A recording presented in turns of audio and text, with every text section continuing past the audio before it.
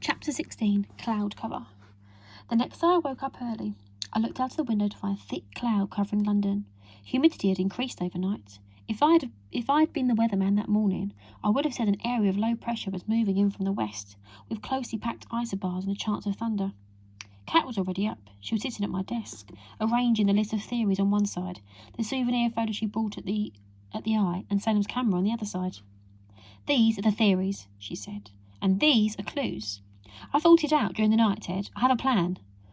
I know about Cat's plans. They always involve doing things that Mum and Dad told us not to do. I shuffled up to her side. "A plan?" I said. "3 plans. First, we develop this film. These photographs may reveal another clue. You never know." I nodded. This seemed good. Then we test theory number 8. I wasn't sure what this involved, but said nothing. "And then we take another ride on the Eye." I thought about this. Revisiting the place where Salem disappeared was a good idea. In detective stories, when the sleuth revisits the scene of the crime, he nearly always finds a clue that had been overlooked by the ordinary police. But there was a problem. "Mum will never allow it," I said. "If she says no, we'll sneak out." "That would be wrong, Cat. Besides, we haven't got the money for the tickets." Cat reached for her leopard skin backpack. She took out some large notes and 3 £1 coins. "Mum and Auntie Globe gave me this money yesterday, remember? For 5 tickets. The souvenir photo was £7. This is what's left." "Shouldn't you give it back to Mum, Cat? Stealing is bad. It says so in the Bible." "Shut up, Ted. She hasn't asked for it. She's forgotten." I went. Cat shrugged. "Mum thinks it's my fault Salem went missing. Fine, I'll give her the money back. In my own time. It's a loan, not stealing." She returned to the window, threw it open and leaned outside. She put Salem's camera to her eye and clicked 18 times. She took 18 photographs of our back garden with the washing on the line, and beyond that, the shed. I did not think these would make very interesting shots. When she finished clicking, the film rewound itself. She examined the camera carefully. "Found it," she said. She pressed the button on the side, and the back of the camera jumped off. She took out the roll of film. "That's plan A," she said. "Now plan B." She put on her long dressing gown over her nightdress and stood there, with the back of the gown draped over her arm. "Come on," she said. I stared. "Don't you want to test your theory?" she said. She picked up the sheet with the 8 theories and read the last one aloud. About Salem hiding in somebody else's clothes. Now it came down to it. I didn't much like the idea of getting in under Cat's dressing gown. I said. She took me by the elbow and dragged me downstairs. In the hallway, she made me crouch down behind her and humped the back of the dressing gown over my shoulders. She made me put my hands around her waist and practice walking up and down. Then we walked into the kitchen. It reminded me of the time Dad had played the back half of a donkey in the school pantomime. I could hear, but not see. That Mum was washing up glasses from the night before. She must have looked around. "Hello, Cat," she said. Her voice had a sighing sound in it. "What on earth's Ted doing up the back of your dressing gown?" I got out and stood up, blinking. "Told you," said Cat. "Is this some kind of joke?" Mum said. "We were checking a theory of mine, Mum," I said, "about how Salem might have left the pod without us noticing. It's only 1 of 8. Mum looked at me and she looked at Cat. A grimy glass was in her hand. It dropped back to the suds. She took off her rubber gloves. "Cat," she said, "can you finish this?" Her words were ordinary, but her face was a Siberian permafrost. Cat took over the washing up without saying a word. Mum went through to the living room and sat down. Very still. "Ted," she called, "I want to talk to you." I was in trouble. I didn't know why. I said, going through and standing before her. "Ted," she said. Her left hand stroked her forehead. "You and your theories. Salem's gone missing, Ted. It's not a game." "Not a game," I repeated. "I don't think you realise how serious it is." "Serious," I agreed. "Don't keep repeating what I say." "Don't grunt. I've told you about that before, remember?" Sorry. "And remember to look at me properly when I'm talking to you." I concentrated on making my eye move so that instead of looking at Mum's shoulder, I was looking her in the face. Her eyes were small and her skin was white and her lips were turned down. "Ted." She leaned over and touched my hat. "Just think for a minute. What if Auntie Glow had seen you? How would she have felt?"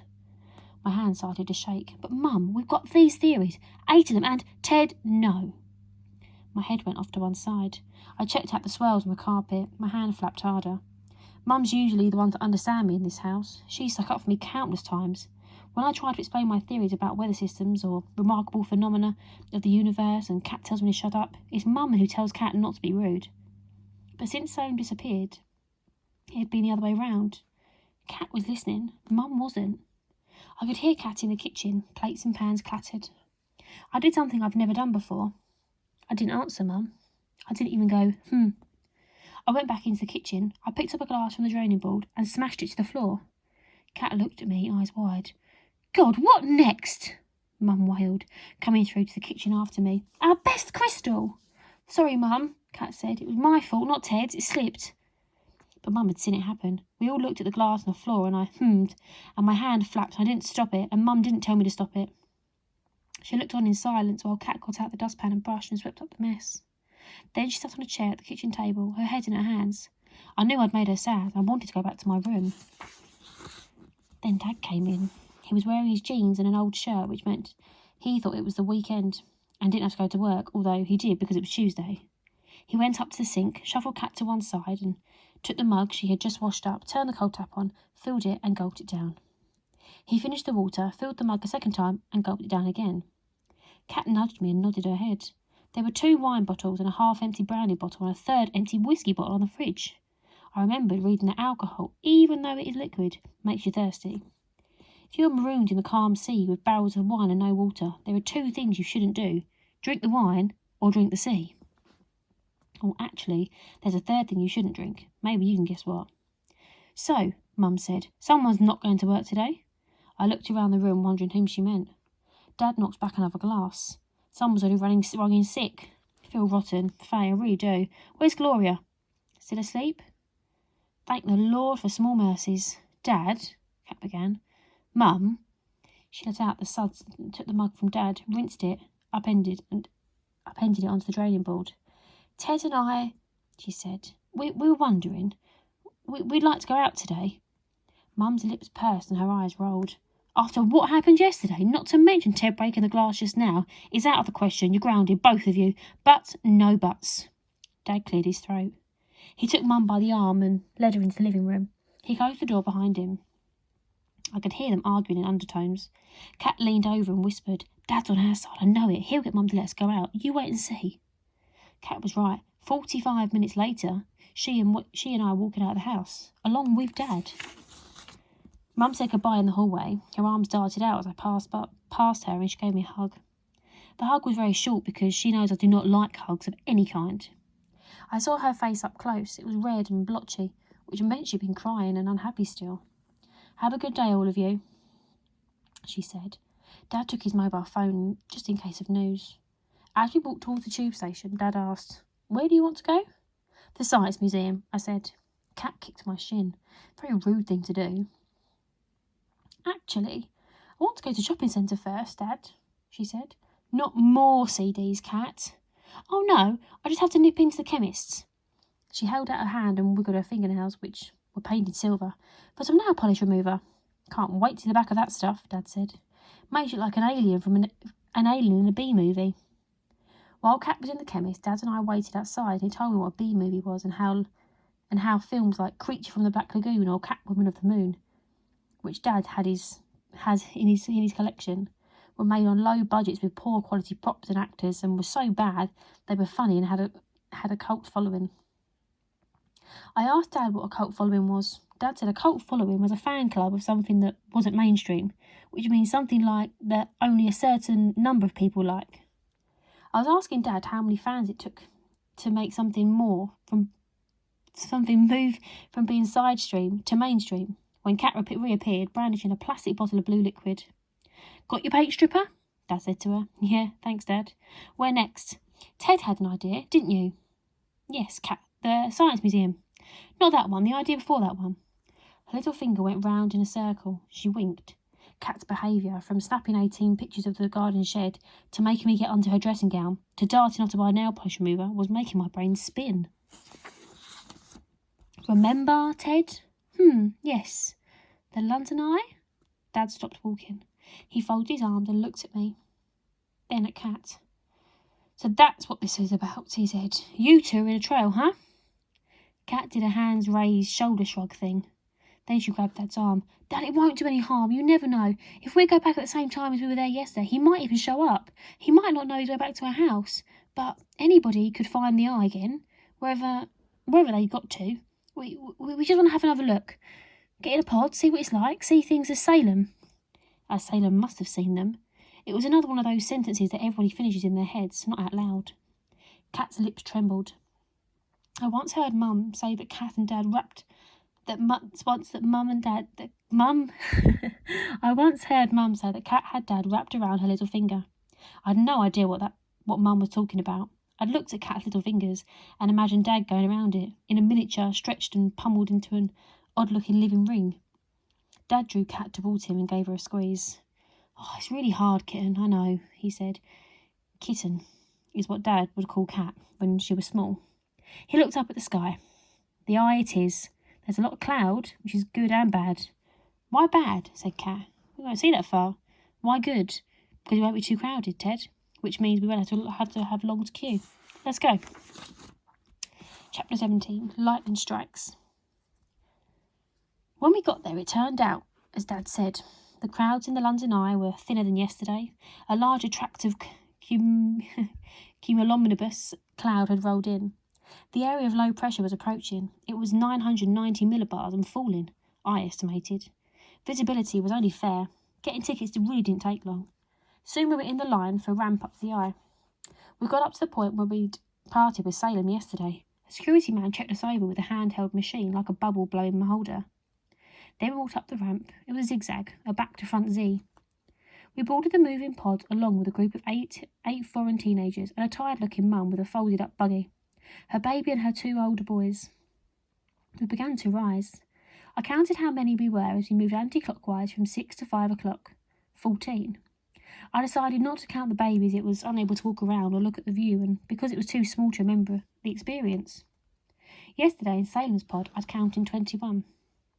I drifted over to the side of the pod where nobody else was standing. I watched the other passengers. They looked out, turned, chatting quiet voices and clicked cameras. Cat came over and stood beside me. I did it, she whispered. Did what? Shh. I dropped the film in at the chemist. By the time we get back, it'll be developed. I thought of the 18 shots in the back garden and 18 other shots. Our last link to Salem. That is good, Cat. Dad joined us. What a view, he said. Look how tiny the cars are. They're like abacus beads, Cat said, going left and right. I looked down, but I couldn't say I'd ever seen an abacus bead like that. Dad pointed south. If you had binoculars, you could make out the street, maybe even our house. Typical, Cat said. You come up here just to see what stares you in the face every day. Dad laughed. I've never seen where we live from this vantage before. There's the barracks, looking almost handsome. If you imagine it cleaned up, maybe. And there's Guy's Tower. And there's a shopping centre. You can see its red roof. Come and see the Houses of Parliament, Dad. Cat pulled him over to the other side of the pod and took Dad's place at the south-east side and looked out without taking in what I was seeing. We got to 12 o'clock. Visibility decreased further. The Thames estuary dissolved into cloud. I thought of the Mary Celeste, a ghost ship with no crew, sailing over the horizon. I thought of the last dodo dying on a remote rock. I thought of Lord Lucan standing on a cliff, deciding whether or not to throw himself off. I thought of a chain of gods, each having been created by the next, vanishing into infinity, the great vast void. I thought of the boy on the slab, the young boy with bruises and dirty fingernails, the boy who wasn't Salem. Where are you, Salem? I wondered. Then, suddenly, if it was, I became Salem. I felt his laughing presence inside me, almost like a ghost. While I stood looking out, I tried to imagine what he'd have done, alone amongst strangers in this pod. Would he have chatted to somebody? Would he have stayed quietly in a corner? I divided into two, with the Ted half asking Salem half what had happened. But the ghost of Salem, like the dodos, lords and crew of the Mary Celeste, vanished before we reached 9 o'clock. An announcement came on from the speaker in the corner of the pod, suggesting that we all group together facing northeastwards towards a spiral staircase to pose for our souvenir photo. Shall we? Said Dad. Yeah, let's, said Cat. Cat and Dad gathered on one side of the pod with the other passengers, while I stayed at the edge, half posing, half looking at the other posing. The camera flashed and the pod came down. A young man with a London Eye t-shirt, a hair aircraft, but not see them. The blanket of cloud grew thicker. Oh, I think I've missed a page. Whoops.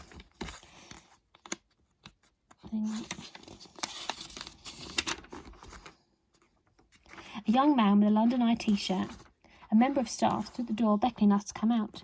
The others filed out first. Dad and I were next, but Cat hung back, her eyes darting around. She crouched down by the seat, but the man came in and shooed her out, then picked up a piece of litter the woman holding the baby had dropped and got out himself. What was that all about? Dad said. I nearly said theory number 1 being disproved, but remembered how Mum had reacted to theory number 8. I just thought I'd drop something, Cat said. Well, shake a lid, Dad said. Shakes a lid is Dad's favourite way of saying hurry up, although if you tried to run and shake a leg at the same time, you'd fall over. Cat nudged me. We both realised the same thing at the same time. You couldn't stay on for another go. Exit, enter, exit, enter. It was as smooth as operation. The way out led past a souvenir photo booth, close to where we'd met Salem. There were several television-like screens with different shots of each passenger load. Our one was number 2903. There was Dad, there was Cat, and there was the mum and her 2 boys and her baby. The teenage tourists were bunched around them, grinning and waving. You could only see my shoulder and ear sticking out on the right, behind everybody else. Ted's cut off, and I look a fright, Dad said. You look all right, Cat. Cat had her arms folded, and her hair was tied in what girls call a top knot. Her skinny, bony face jutted out. With her tilted chin and dark eyebrows, she seemed sharper somehow, as if she was more in focus than other people around her, or more real. You couldn't help noticing her, whether you were looking for her or not. Maybe that's what being pretty meant, I thought.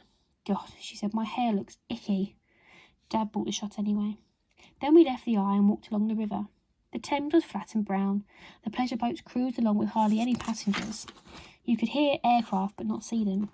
The blanket of cloud grew thicker. I kept looking out for Salem. Wherever we passed a boy of about his build with dark hair, I'd stare. But when we drew close, it was never him. Dad stopped to look out across the water. He pointed out two cormorants that dipped and dived in the water, disappearing for ages, then reappearing 10 metres or more from where they'd gone down. Is Salem like the cormorants, Dad? Sorry, Ted? Will he reappear eventually, like they do? Maybe not where he disappeared, but somewhere else. Dad didn't answer straight away. He looked down, with his lips turned down, which meant he was sad. Perhaps he was thinking of the boy on the slab, the boy that might have been Salem but wasn't. I certainly hope Salem is like the cormorants, Ted. We crossed the river to the embankment gardens and had sandwiches in the park cafe. When we'd finished, we walked around the beds of the colourful flowers. Then, just as I'd predicted that morning, a thunderstorm started. First rain dripped, then splattered. There was a thunderclap. The instability in the upper atmosphere erupted. I thought of theory number 5, spontaneous combustion. If thunder was possible, why not that? Good thing we're not on the eye now, Dad said. Lightning flashed. 10 seconds later it thundered again. Dad, I said, the storm is 3 kilometres away. Even if it was nearer, your chance of being struck is approximately 1 in 3 million. We dashed for the underground station. By now it was raining cats and dogs, which is the strangest expression of all, but my personal favourite.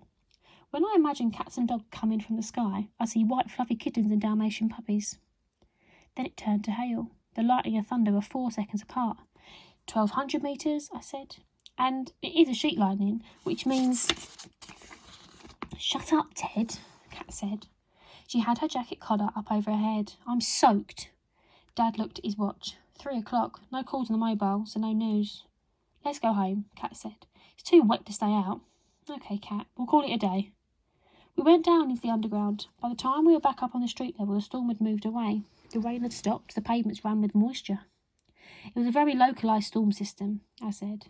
Dad, said Cat, do you mind if we stop by the shopping centre again? I want to get a present for Auntie Glo. Some bath oil to help her relax. Dad's lips went right up. That's a great idea, kitten. We waited as Cat went into the chemist again. She emerged with a plastic bottle of syrupy, raspberry-coloured liquid. Dad unscrewed the liquid, smelled it, and crinkled up his nose. This meant that he didn't think it smelled pleasant, but what he said was, that should do nicely. What he didn't see, but I did, was the top of a wallet of newly processed photos, bulging from the pocket of Cat's fur-collared jacket. Chapter 18, The Ninth Theory. When we got home, there was smog in the living room, caused by Aunt Gloria's cigarettes. A smog is technically a mixture of smoke and fog and chemical fumes, but this was a mixture of smoke, and more smoke. Mum said there had been no news. We already knew this because Dad's mobile had not rung. I tried to tell her and Aunt Gloria about our trip to the London Eye, but Cat started coughing and Dad said we'd had a very pleasant walk by the river. Then Cat gave Aunt Gloria the bath oil, saying it was a present from both her and me. And when Aunt Gloria looked at the label, her lips went up. She said, "Thank you, and thank you, Ted," and added that it was the kind she used to use when Salem was little. "The little devil he was," she said, "forever pinching it. He liked the bubbles, blowing them up, giggling when they burst." Then she started crying and Mum told me and Cat to go upstairs. Upstairs, Cat got out the wallet of the photos and flicked through them at the rate of 1 a second.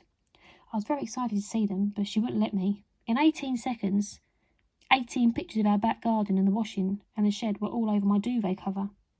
When she got out the first 18 shots, the ones taken the morning of Salem's disappearance, she slowed down. I tried to look over her shoulder, but she jerked away.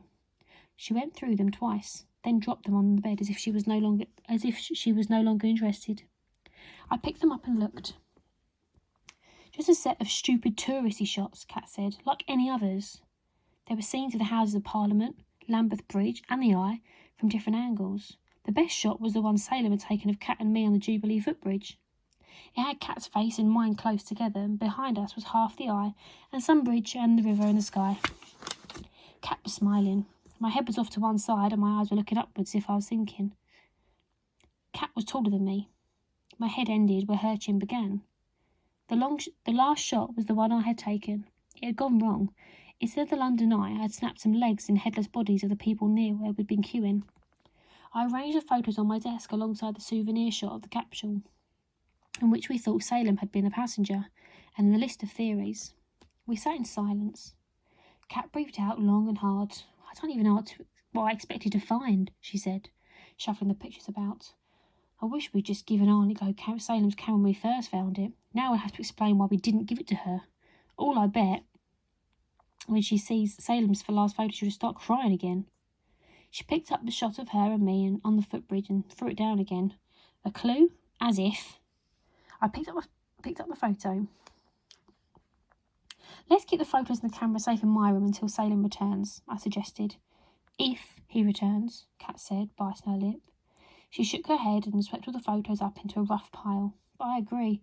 There's no point in upsetting Auntie Glow. You just have to lie. Just don't say anything." Then Cat picked up the list of theories. "As for this," she scrunched it up and threw it in the waste paper basket. "It's beyond us, Ted." I watched the paper crackle softly as if it was trying to reopen itself. When the corners reappeared, I took it back out of the rubbish and smoothed it in flat on my desk. "Forget it, Ted," she said. I picked up a pen. "Let's try a process of elimination," I said. The world's most famous fictional detective, Sherlock Holmes, said that once you have eliminated all the possibilities, whatever remains, however improbable, must be true. I was eager to see if we could eliminate all the theories except my favourite theory of all, which was that Salem had spontaneously combusted. This would not have been a good outcome for Auntie Glow or for Salem. It would mean that spontaneous combustion was a real phenomenon, and my discovery in this would have been an advance in science. "Theories 1 and 8 can go," I began. "Today we have proved that Salem couldn't have stayed in his capsule after it came down, and he couldn't have come out hiding under someone else's clothes." I crossed them out. "Drop it, Ted. That leaves 6. While you're at it, you can cross off the one about the spontaneous explosion or whatever it's called. Theory number 5? Yeah, and the time warp one. Number 7. My pencil hovered over the list. "But supposing we eliminate all the others and..." "Oh, grow up, Ted." I wished Cat could spontaneously combust there and then, but she didn't. Her eyebrows came close together and her lips were right down, and then a tear came running out of her eye and down her nose. I thought of something I hadn't thought of before. Very slowly I drew a wavy line through theories 5 and 7, even though a strange feeling went up my esophagus. "Done," I said. Cat picked up the list as if she was interested again. She brushed off the tear. "That leaves 4 theories," she said. 2, 3, 4 and 6. "And 9, I said, remembering. 9? "The 9th theory is the one I was going to tell you about last night," I reminded her. "When the phone rang, you never wrote it down." She took the pen from me. "You never told me what it was." Out with it, Ted. Better be good. It is. I started dictating. The 9th theory is that Salem never got on the eye in the first place. Cat got halfway through her writing her words, then stopped and said it was daft. And I said it wasn't, and she said she hadn't. Then she stopped and said it was daft, and I said it wasn't. And she said, hadn't we seen him get on? And I said we had seen what we thought was Salem, but it was just a shadow and could have been anyone. He turned and waved, Cat said. Lots of people might have done that, I said, not just Salem. But what happened to Salem then, between when we said goodbye and when he got to the top of the ramp? I'd not considered this. He might have stopped to dry up his trainers and decided not to get on after all and come back down the ramp after we'd moved away. And then he might have looked for us, but he'd vanished in the crowds. And then he might have got lost or run away or got kidnapped. Cat closed her eyes. OK, Ted, I'm reliving the moment. I shut my eyes too, but all I could see was the wrong way round Z and the line of boys, all Salem lookalikes, smiling and waving and saying goodbye and walking to the edge of the precipice. Ted, Cat said. I opened my eyes. I have to admit, it's a very clever theory. It's a good tingling feeling went from my esophagus up to my scalp. I smiled. But it's wrong, Ted. I stopped smiling. Wrong? I don't expect you to understand. The boy who waved from the top of the ramp, the way he stood and looked back, the way he turned and walked on, it was Salem, I just know. You just know. It's a body language thing. The good feeling I had turned bad. Body language is a form of communication, like speaking English or French or Chinese, but it has no words, only gestures. Humans and chimpanzees and meerkats and stingrays can read body language by instinct without having to learn it. But, according to the doctors who diagnosed me, people with my kind of syndrome can't. We have learnt it like a foreign language, and this takes time. You mean you saw something about the boy who waved that I didn't? Yes, Ted. Cat's voice was soft. She put a hand on my shoulder, which made my hairs on my neck stick up. Trust me, it was Salem we saw. It just was. I took the pencil back from Cat and crossed off what she'd written for Theory 9.